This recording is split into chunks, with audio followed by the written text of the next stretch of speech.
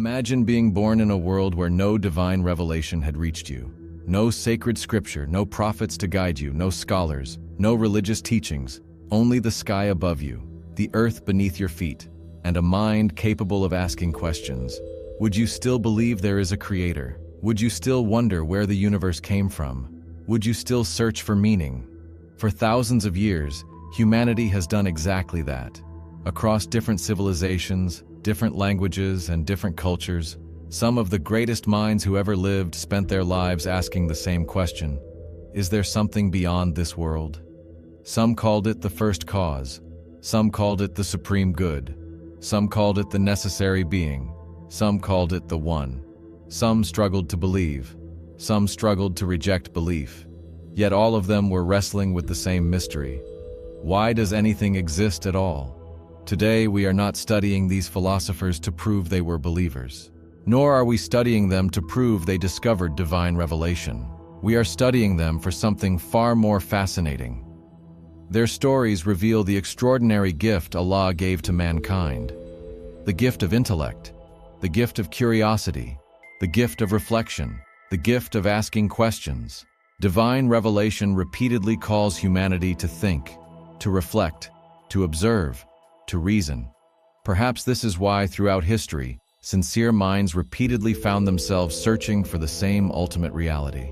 Today, we will travel across 2,500 years of human thought, from ancient Greece to medieval Europe to modern philosophy to the Muslim world, and discover what humanity's greatest thinkers believed about God. Not because they had the final answers, but because their search teaches us something remarkable about the human mind, the human soul, and the signs Allah placed within His creation.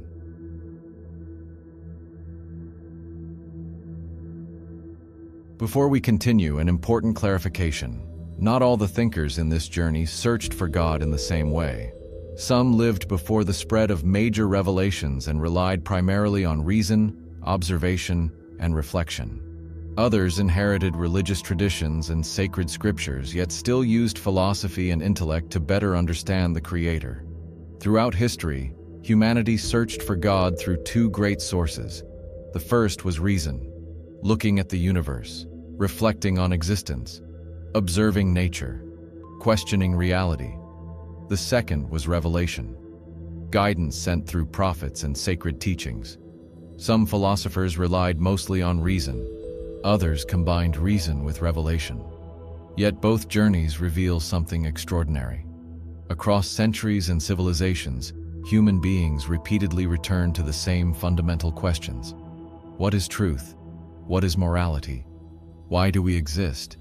And is there a creator behind it all? Islam offers a beautiful perspective. Allah did not leave humanity with intellect alone, nor with revelation alone. He gave humanity both, the intellect to search and revelation to guide.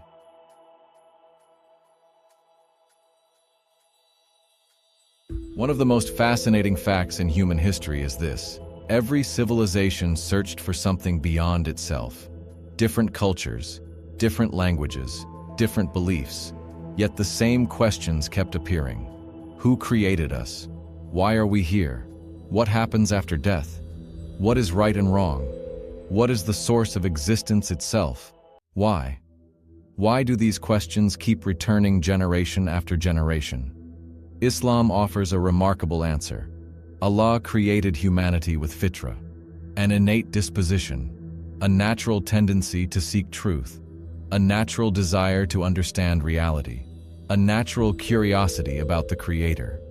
This does not mean everyone arrives at the same conclusion, but it helps explain why the search never ends. Perhaps the search itself is one of the signs Allah placed within the human soul, and so our journey begins.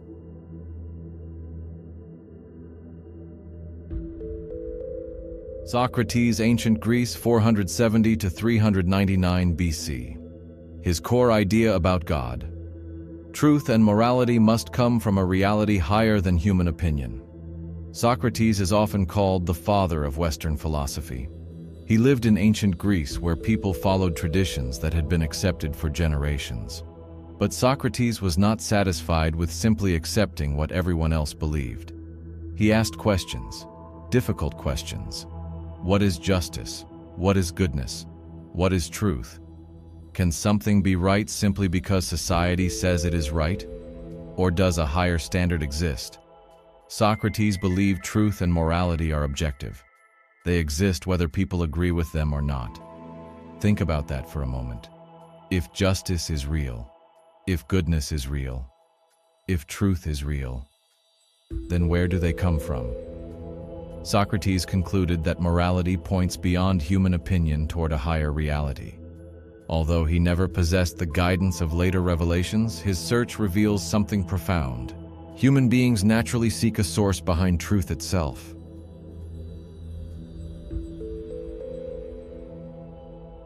Plato, Classical Greece, 428 to 348 BC. His core idea about God. Behind our imperfect world exists a perfect and eternal source of truth and goodness. Plato was Socrates' most famous student. He continued asking the questions his teacher had begun. Plato noticed something fascinating. Everything in our world changes. People age, buildings collapse, empires disappear. Nothing in the physical world lasts forever. Yet concepts such as truth, beauty, justice, and goodness seem timeless. Where do these perfect ideas come from? Plato concluded that beyond the visible world exists a higher reality, a realm of eternal truths. At the center of this reality stood what he called the supreme good, the ultimate source of truth, wisdom, beauty, and order. Plato was not describing Allah as revealed through prophecy, but his search pointed toward a profound insight: the temporary struggles to explain the eternal, the imperfect struggles to explain perfection, and the finite often points towards something infinite.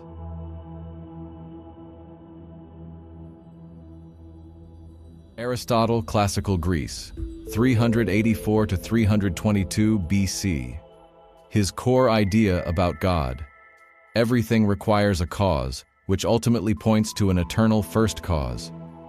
Aristotle approached reality differently. Rather than focusing on abstract ideas, he carefully observed the world around him. He saw movement everywhere: seeds becoming trees, children becoming adults, stars moving through the heavens, everything changing, everything moving. Then he asked a question that would influence philosophy for more than 2,000 years. If everything has a cause, what caused the first cause? Can causes continue forever? Aristotle believed they could not. Eventually, there must be something that itself requires no cause, something eternal, something independent, something that simply exists.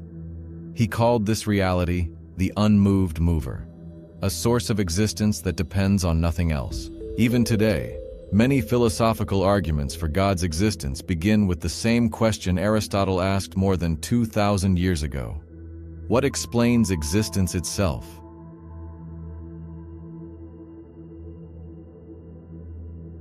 Plotinus, Roman Empire, 204 to 270 AD. Core idea about God. All existence comes from one perfect and ultimate source. Nearly 5 centuries after Aristotle came Plotinus, a philosopher whose ideas would influence thinkers for centuries to come. Plotinus believed everything in existence originates from a single ultimate reality. He called it the One. According to him, everything comes from the One. Everything depends upon the One. Nothing exists independently. Although his understanding differs significantly from Islamic theology, his question remains fascinating. How can countless things exist if there is no ultimate source behind them? His answer was simple. Behind all diversity lies unity. Behind all existence lies a single origin. And humanity's search for that origin continues to this day.